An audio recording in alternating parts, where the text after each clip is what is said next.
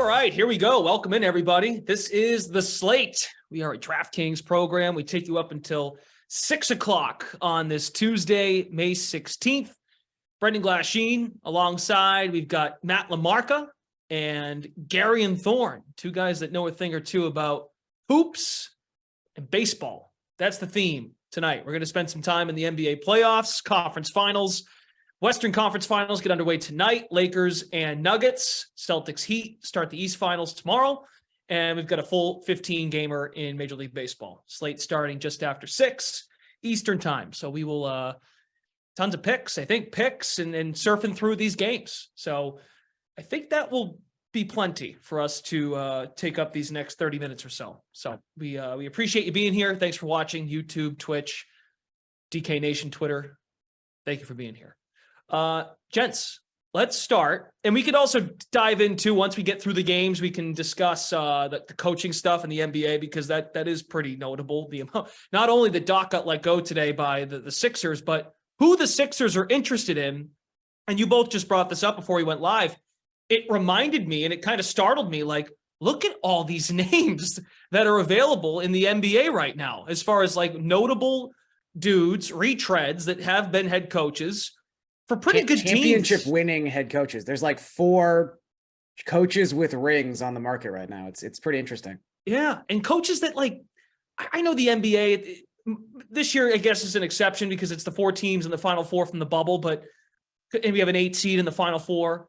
But like we'll get to this. But Kenny Atkinson, I thought, was a pretty good coach. And I'm like, oh yeah, that guy's available. He's on Steve Kerr's staff in Golden State. We'll get to that. So let's start with Lakers Nuggets tonight. Series price. We can do series price. We can do game 1 breakdown. So looking at the series price, Nuggets the favorite at -160. Lakers at +135 to win the series. As far as tonight's game, last I checked, Lakers +6. Yep, that is the case. Totals at 222.5. Lakers on the money line +195. Nuggets -230. We'll start with Gary and Thorne. Your outlook of the series, and go from there into game 1. I mean, I don't want to just keep rehashing points. I think Matt and I have made 1,000 times at this point, but you know, I said it in February and March and April, and it's now May.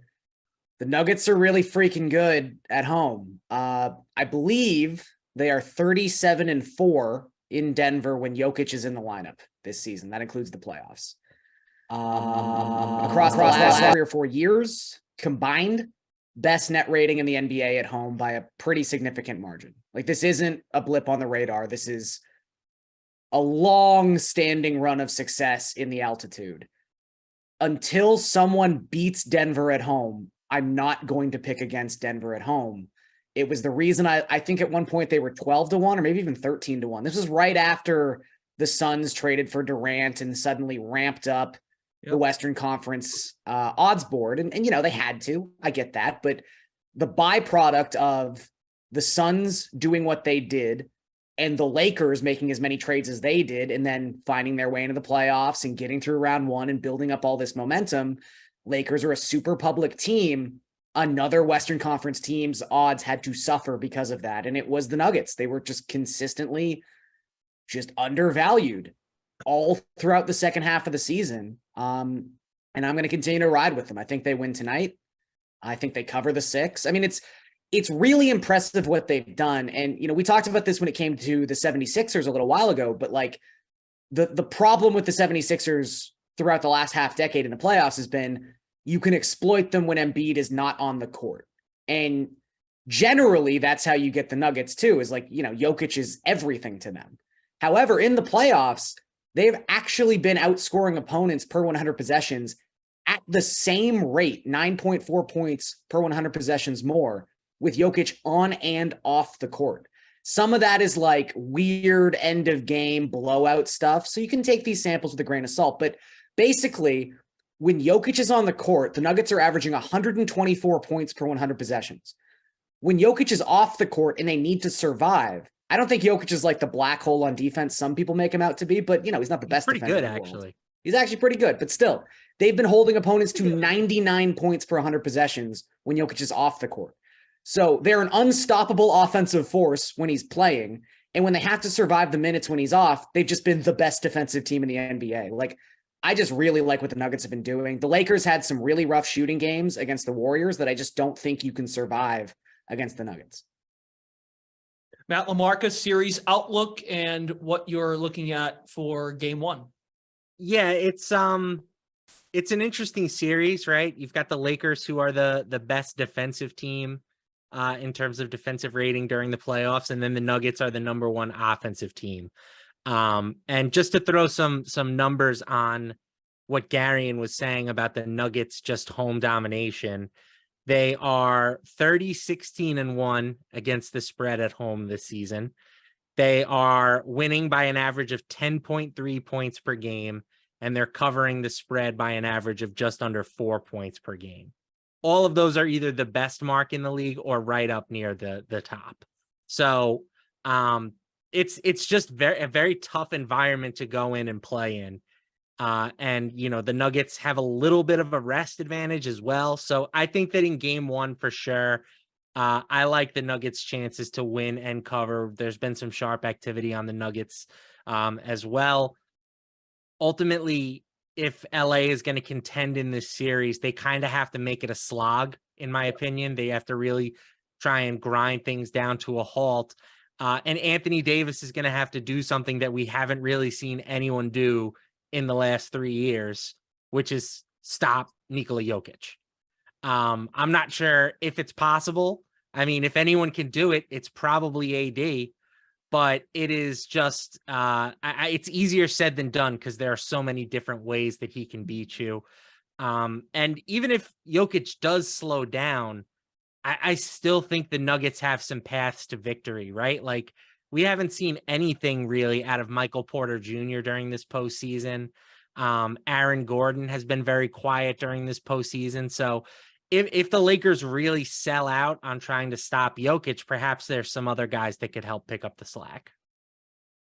Yeah, without question, this is the biggest front court battle for Anthony Davis to this point, right? Like, you got Kayvon Looney, and it's kind of like about it. Triple really. J. Yeah. Golden State, Jaren Jackson Jr. Now, Steven Adams didn't play in that Memphis series, so I'm fascinated to see how well Davis continues to play defense, barring his health too, which I think that is still worth bringing up. That now he's overcome that issue. Go ahead, Garion. Well, I'm just going to say, like, to your point, he's basically, because of injuries and you know, just roster constructs, like, he hasn't faced a true five yet in this playoff run. Right. And Anthony Davis himself has come out time and time again and talked about how he does not like playing the five. He would much rather play the four. And, you know, sure, that's over the course of a full regular season. If you're in the Western Conference Finals, Anthony Davis is going to do whatever he can do to help the Lakers win this series. But a big reason for that, Glash, is that the just sheer physical toll it takes on Anthony Davis defensively to play a true five. Right. I mean, like, Anthony Davis very well could shut down to some extent. You know, shut down Jokic, but he could, like, limit Jokic. But, you know, we've also seen situations where when Davis is tasked with doing something Herculean on the defensive end, that really detracts from specifically his shooting and his outside shooting. And, you know, again, this is a Lakers team that was not making its threes at all during the course of that series against Golden State.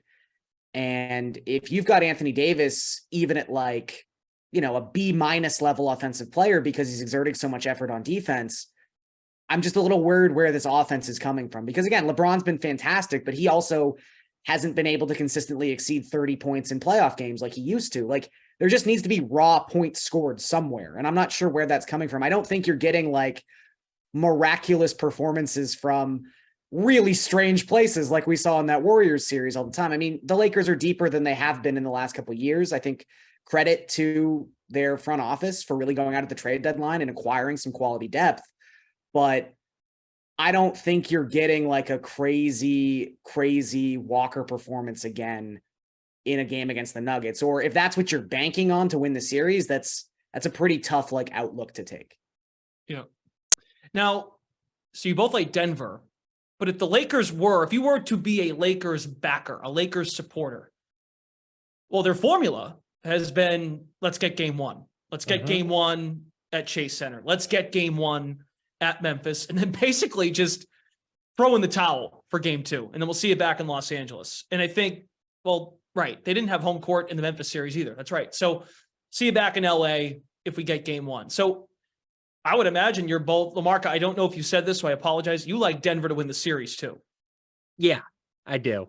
Okay. And while the Lakers have been great at stealing game one, the first round against Memphis, I don't think Memphis was really ready for the Lakers. And then against the Warriors, Golden State was coming off, a hard fought game 7 against the Kings in the previous series. Very different. So yep. I think that this is a little bit of a different, just a different animal before you even factor in how good Denver is at home. Right. So I like Denver. And if you are sort of playing the Denver home court aspect of it, which I like, you could take the Nuggets minus 2.5 games at plus 285. That's risky. It's aggressive, but the formula is you win both in Denver, you split in LA, and then you take care of business in game 5. If they don't necessarily get it done in 5 and you have to go back to LA, then I think it might be a 7-game series. So I like the Nuggets at minus 160. And if you're looking to, up your risk tolerance a little bit, I think Nuggets minus 2.5 games plus 285. So you're saying you don't find a particular edge and you don't find value in taking Denver minus 1.5 games because that does not suit how you feel the series would play out if they don't close it in Denver in a game 5. Correct. And I'm not saying that they can't win a game 6 on the road because we just saw them win a game 6 on the road. Well, that's what I was going to say. They just demolished Phoenix. Now, again, as you both brought up, the depth a lot different, right? Now, the high-end talent is there, LeBron, Davis, Booker, Durant, but the depth in Phoenix, we've been talking about it all second half when the odds shifted. Where's the depth? Lakers have some depth. Yeah, I just think if we're looking at like most likely outcomes for me, Nuggets in 6 would be below, Nuggets in 7 and Nuggets in 5. Either of you interested in the total or indifferent about it for tonight? That is total. The total of 220.5. It's an interesting number because 222.5. Sorry, it really depends on how you think, like which unit you think is going to dictate the play, right? Like if you think Denver is going to control things, then this number is probably too low based on what we've seen from them as an offensive unit during the playoffs. If you think that the Lakers are going to keep it competitive, then this number is probably a little bit too high because it means that the Lakers are going to, slow things down to a grind and they're going to win this game with their defense. So me being a Nuggets backer, I tend to lean towards the over, but I think if I'm playing the total, it's only going to be a part of like, same game parlay type of stuff. Okay. Gary, you got a thought on the total? Lakers are playing, their pace is just below 100. So it's about where they want to be. And as far as Denver is concerned, the Nuggets are playing at they're playing at a little bit of a slower pace as well. Yeah, I mean, I don't think the pace is going to be stunningly high in this game, but as we've been talking about, the Nuggets are just such an efficient offensive team because of Nikola Jokic, that you could just definitely see a scenario where they're scoring 115, 120 points by themselves. I think I believe a little bit more in the Nuggets being an elite offensive unit than I do the Lakers being the best defensive team in the NBA. Like I said, I think with Anthony Davis playing engaged like this, LeBron obviously kicks things up a little bit on the defensive end in the playoffs as well. I think they're a very good defensive team, but I do think the better of the two units to me is the Nuggets offense, or at least the more trustworthy of the two. And like Matt, I think you play this based on what you're picking the narrative of. If you like the Nuggets tonight, the Nuggets are going to be dictating their style of play. And if the Nuggets win, the Nuggets probably aren't winning like 98-92. The Nuggets are probably winning like 120-113. So I would take the over, but I'd rather just take the -6 with the Nuggets. Okay. I mean, the irony now, looking at just postseason pace, the Lakers are playing at the fastest pace of the remaining 4 teams.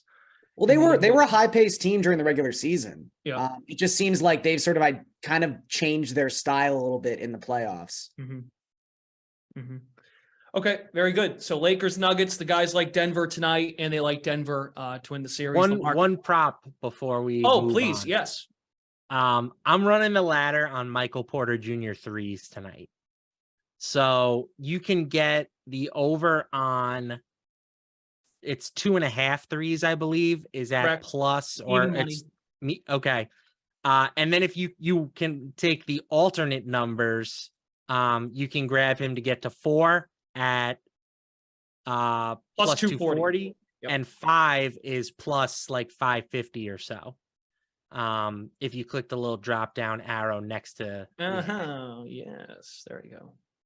So I think that this is the type of number that MPJ either goes like 0 threes or he gets to 5, because that's just kind of been the type of player that he's been during this postseason, right? The last 2 games or 2 of his last 4 games, he has at least 5 made 3-pointers. And in the other 2, he has like 2 total 3-pointers. If he's not out there providing spacing, he's not doing much else. So he's gonna lose minutes if he's not making his shots. So I kind of like the narrative or the idea of, running a little bit of a ladder bet. And I think that if he hits the over on 1, there's a good chance that he'll get to the over on the other numbers as well. Okay. Spend a quick minute on just an overall series outlook of Miami and Boston. Celtics are laying 8 in game 1. The series prices, it's quite insane. The market is not giving Miami much of a chance. What was it? Celtics minus 550 to win the series, and Miami plus 400. We'll come over here and find it. I may have just skipped over it by accident. There we go. Series price. There we go. Minus 525, Miami plus 400. Is game 1 a letdown spot for Boston, for lack of a better term, just to F around because they're happy they moved on? I mean, that's what it feels like they do as a Celtics supporter here.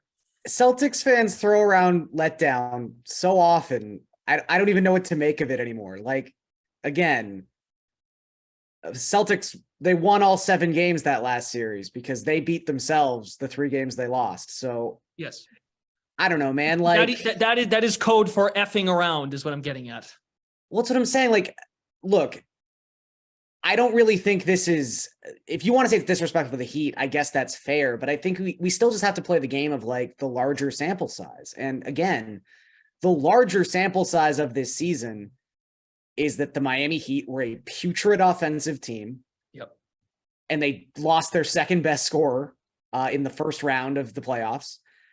And that the Celtics were the best team in the NBA. I mean, probably without a doubt by the time things wrapped up. I know they had some valleys this season, but like it's a long season. And yeah, and they were first in net rating by a pretty comfortable amount. So. And even if you want to go back to the last half of last season, like pretty much the exact same team, barring a few players and a coaching change, but like they've been the best team in the NBA for the past 18 months. Like, I don't know. They should win this series. I know there's this weird specter of the Miami Heat that sort of hangs over the Celtics organization and fan base, but I don't know. Like, I don't think it's going to be a sweep. Like, I don't think the Heat are that kind of team. Like, I think they grind out a game or two just because they are a veteran team. They have the coaching advantage. Like, those things matter a little bit. They've got veteran savvy, but the Celtics are by far the better team. If you want to go statistically, if you just want to break down the roster player by player, like I can't figure out why the Celtics just don't win this series. Mm-hmm. So my thing with the Heat is if you look at what they've done all season, then yeah, the Celtics should walk, right? The Celtics are just better. But what we have seen from the Heat in the playoffs is that they are not the same team that they were in the regular season. I don't think it's even particularly close. Jimmy Butler is playing phenomenally. Kyle Lowry has looked, back from the dead. Bam Adebayo is capable of swinging a game or two in each series. So I don't know if I necessarily think Miami can win this series, but I do kind of think that the current betting number is disrespectful. I would rather play, you can grab the Heat plus 2.5 games at minus 135. That means if they win 2 games in this series, you're going to cover your bet. I think that that's a realistic scenario. I think this can go 6 games. I think it can go 7 games. The formula for Miami is Jimmy Butler has to be the best player on the floor. And that might sound crazy, since the other team has Jason Tatum, but Jimmy Player has already been the best player on the floor in a series that involved Giannis Antetokounmpo. Mm-hmm. So I'm not willing to say that it can't happen again, right? Because I never thought the Heat would be here in the first place. I think to say that, they can't get past Boston, even though they've already won a series that nobody thought they had a chance to win, I just think that it's disrespectful. Okay. There you go. Either of you have a quick thought on the the firing of Doc Rivers and what's going on there before we go to baseball for the last remainder of the show? It just had to be done. I mean, look, it's debatable, especially in this league as currently constructed, where it is a players' league. Like how much impact Doc Rivers truly had. Like, it's not Doc's fault that Embiid and Harden were terrible in Game 7, but you're not getting rid of James Harden. You're not getting rid of Joel Embiid. They could get rid of Harden if he doesn't pick up the option. They're not getting rid of him. That would be him getting rid of himself, I think. Yeah, that's a him choice. I mean, I'm just saying, like, devil's advocate, he is connected to going back to Houston. I don't look. I think if Philadelphia, again, we're talking about what Philadelphia has decided to do. They are not looking to rid themselves of James Harden. And I think especially, James was lukewarm on his relationship with Doc Rivers after Game 7. Like, to them, they're probably like, you know what? We'll start a coaching search. We'll see what James and Joel think about the candidates. We'll have them involved in the process. Again, like, you had to do something. Please let it be Mike D'Antoni. That would be funny. Anyway, that would be pretty funny. I will admit that would be very funny. I don't know, man. Like, I don't know what you do if you're the 76ers exactly. There's just too much scar tissue with Doc Rivers at this point. Scar tissue. Even though some of it isn't necessarily with the 76ers, just his track record in, must-win playoff games is awful. And I'm not putting that all on Doc, but you reach a point where it's time to try something different. I feel the same way about Mike Budenholzer. I've had a lot of issues with Budenholzer's rotations throughout the years and his defensive philosophies throughout the years, but I don't necessarily think it was his fault that they lost this year in the playoffs. It was just time. It was time to move on. The one that was the most surprising to me was Monty Williams. And even he had, back-to-back years where his team flamed out of the playoffs in really, really embarrassing fashion. I thought he might get a little bit of a break because he just had no time with Kevin Durant. But it's really not all that surprising to me that they've decided to go in a different direction either. So they've got new ownership too. Like, it's like an easy break point. Right. Like, and I think if you're the 76ers, it stems from the new owner, I think, too. But anyway, I'm curious to see what direction a lot of these teams go in. If they're just going to hire the same old retread coaches, then what are we doing? It's, then it kind of just seems like a sideways move for me. Yep. But if you're retreads, or at least for the Sixers, the Woj report, every single one of those names, right? With the exception being Sam Cassell, who was an extension of the Rivers staff in Philly. It would be an in-house hire, and he never has had an opportunity to be a head coach. I will say that, like, the term retread, I think, like, look, I've got my problems with Mike Budenholzer. I've got my problems with Nick Nurse. I really like Frank Vogel, actually, as a coach.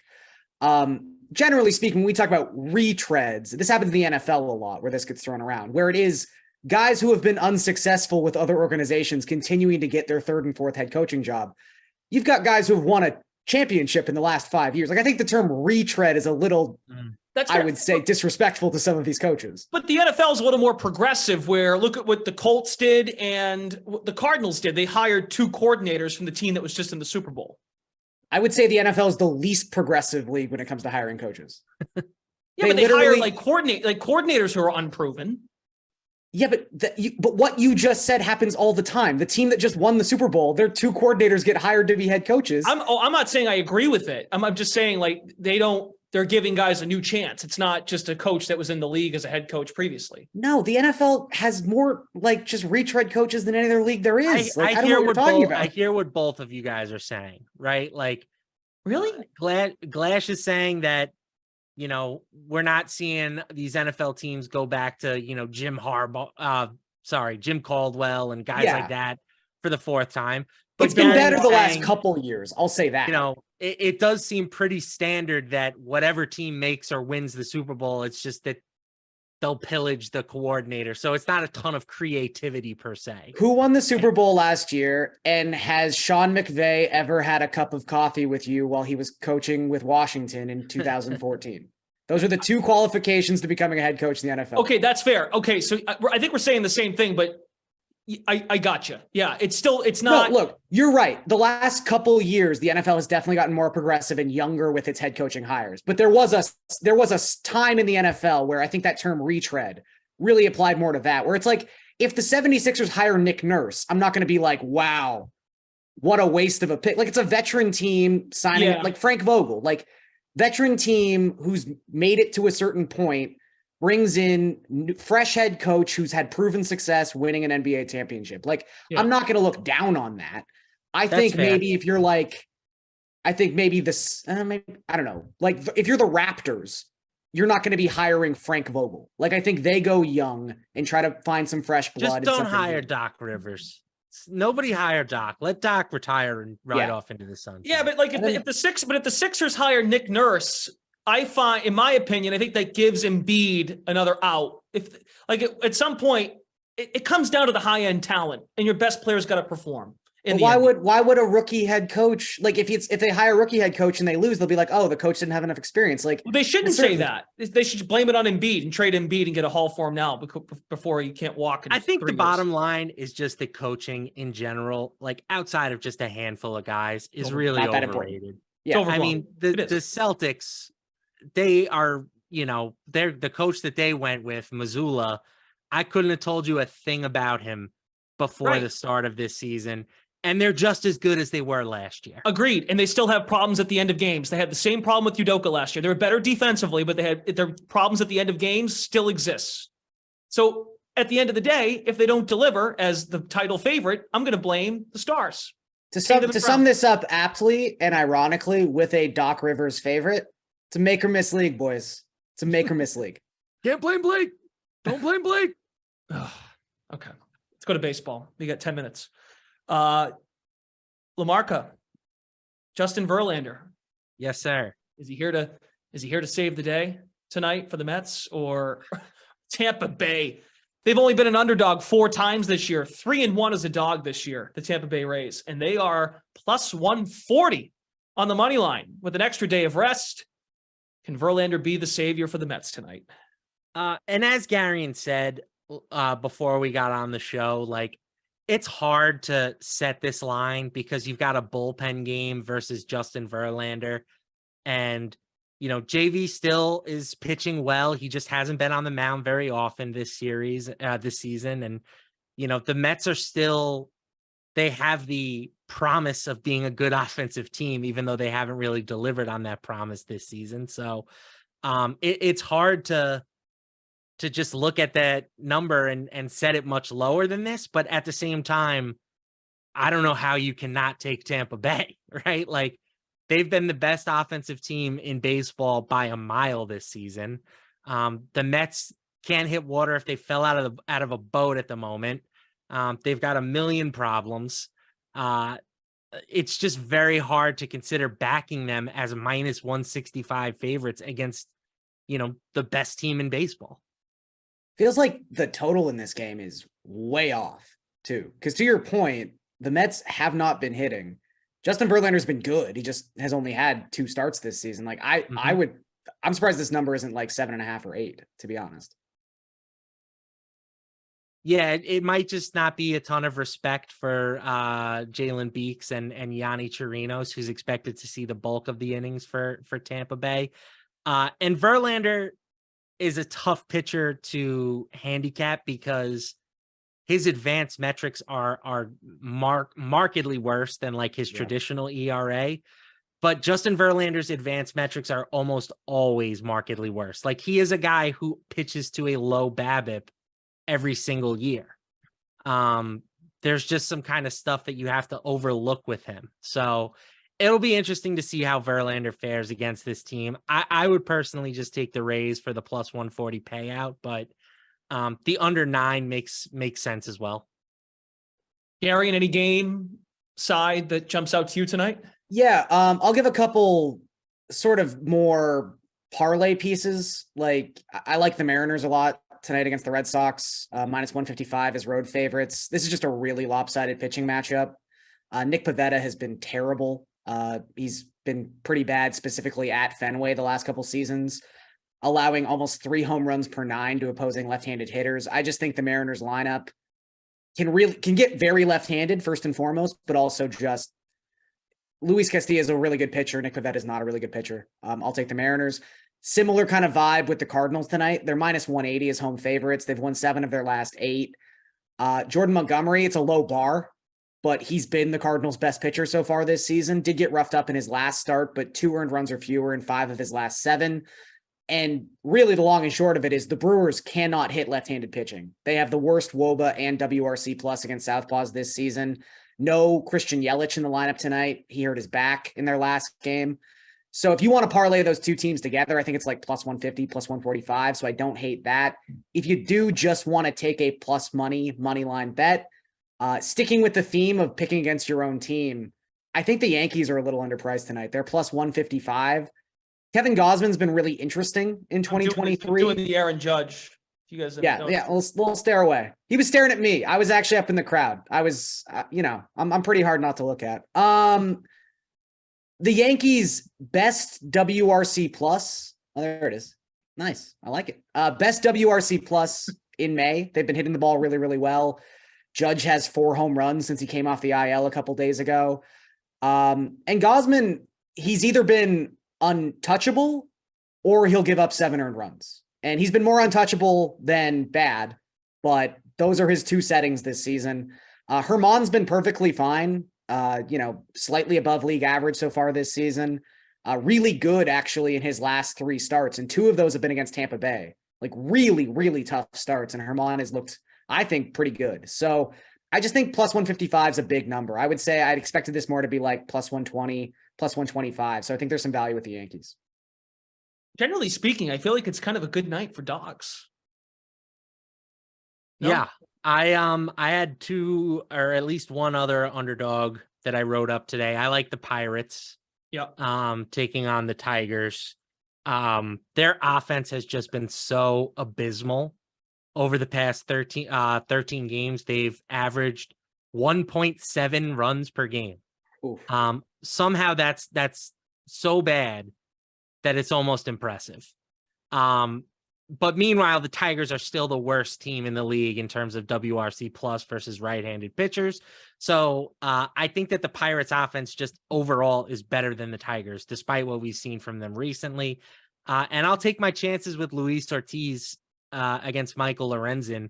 Ortiz, top 100 prospect, had some success in the minors. Lorenzen, kind of just a journeyman starter for most of his career. He was even a reliever for stints. So I think this is a good time to buy low on the Pirates. And I could also see an under in that game, given how, feudal Pittsburgh has been recently. Okay, gents, I think we're out of time. Have we said everything we needed to say? Big day, big NBA day today. We find out the future of Mr. Wembanyama. Oh, yeah. What do we think? It's going to be what? Spurs? I'm picking the Spurs. I would like to see the Spurs. I would like to see Detroit. Just don't reward Dallas. Yeah. And to put it out Dallas there, wins the lottery and gets the number 1 pick, we may never see another team try for a play-in spot ever again. And I told Steve Buchanan I'd jump into Lake Ontario if the Raptors and their 1% odds to get the number 1 pick pan out. So if anyone wants to see me jump into a lake, let's cheer for that 1%. might be the one like basketball show or event that Bukes might watch for just just for this. Yeah. for just that reason. And it really is like this may be the most important lottery in basketball history. Well, Victor Wembanyama is that guy. I'm not saying he's going to be a slam dunk. You know, plenty of things can derail players, injuries, whatever. But from a pure prospect perspective, this guy is, you know, like a Kevin Durant type of creator / scorer in Rudy Gobert's body. He's a freak of nature. So, you know, whoever wins the number 1 pick tonight is literally going to be popping bottles in the front office headquarters. They are going to be just going off because he may be the greatest NBA prospect of all time. They also don't have to do any scouting for the next 3 months. Like, I would love for them to just come out and say that they're going to take him, as opposed to doing the whole song and dance of, you know, we're going to do our homework, you know, and there's a lot of really good players in this class. What is he right now? Like minus 10,000, I think. It's 20. I think it's 20,000. Minus I 20,000. think it's similar to like the NHL with that guy Bedard, where he's Connor going to be Bedard. off the board pretty soon. It's just going to be, you know, number 2 pick and down odds. Yeah, the Blackhawks, I believe, have already sold $3 million in season tickets. Yep. And they haven't said for sure. I will say, the last time we had a prospect of this hype, like just the hype, not saying he is that guy, was Zion. Andrea Bargnani. No. Well, the Pelicans front office, ticket sales folks, they were having a field day, and that's kind of came back and bit them in the. There's been a lot of biting going on. Unfortunately, it's been of hoagies. Yeah. So, okay, we got to go. Thanks to Lamarca, Gary and Thorne, Eamon, and Daniel for getting us up and running. Brendan Glasheen, you all have a great Tuesday night. Enjoy the hoops. Enjoy the baseball. Slate's back tomorrow after the 4 o'clock sim, and the sweat. Start your day at 11 a.m. Eastern time. Good night.